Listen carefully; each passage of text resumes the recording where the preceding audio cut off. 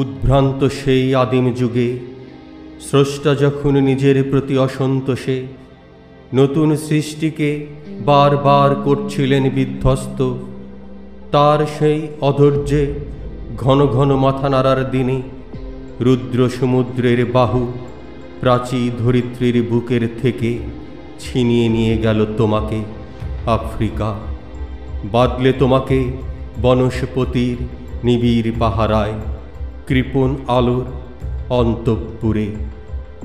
সেখানে নিভৃত অবকাশে তুমি সংগ্রহ করছিলে দুর্গমের রহস্য, চিনছিলে জল স্থল আকাশে দুর্বোধ সংকেত। প্রকৃতির দৃষ্টি অতীত জাদু মন্ত্র জাগাচ্ছিল তোমার চেতনাতীত মনে। বিদ্রূপ করছিলে ভীষণকে বিরূপের ছদ্মবেশে, শঙ্কাকে চাচ্ছিলে হার মানাতে, আপনাকে উগ্র করে বিভীষিকার প্রচণ্ড মহিমায় তাণ্ডবের দুন্দুভিনী নাদে। হায় ছায়াবৃতা, কালো ঘোমটার নিচে অপরিচিত ছিল তোমার মানব রূপ। উপেক্ষার আবিল দৃষ্টিতে এলো ওরা লোহার হাত করে নিয়ে, নখ যাদের তীক্ষ্ণ তোমার নেকড়ের চেয়ে। এলো মানুষ ধরার দল, গর্বে যারা অন্ধ তোমার সূর্যহারা অরণ্যের চেয়ে। সভ্যের বর্বর লোভ নগ্ন করল আপন নির্লজ্জ অমানুষতা। তোমার ভাষাহীন ক্রন্দনে বাষ্পাকুল অরণ্য পথে পঙ্কিল হল ধূলি তোমার রক্তে অশ্রুতে মিশে।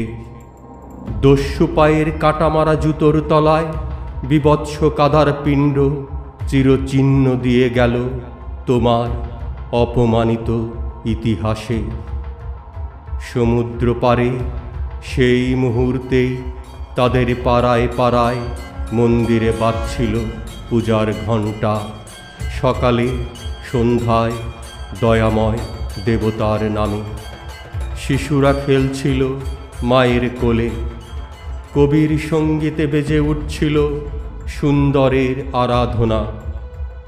আজ যখন পশ্চিমী দিগন্তে প্রদোষকাল ঝঞ্ঝা বাতাসের ঊর্ধ্বশ্বাস, যখন গুপ্ত গহ্বর থেকে পশুরা বেরিয়ে এলো, অশুভ ধ্বনিতে ঘোষণা করল দিনের অন্তিমকাল।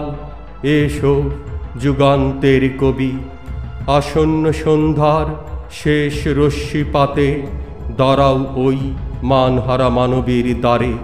বলো ক্ষমা করো, হিংস্র প্রলাপের মধ্যে সেই হোক তোমার সভ্যতার শেষ পুণ্যবাণী।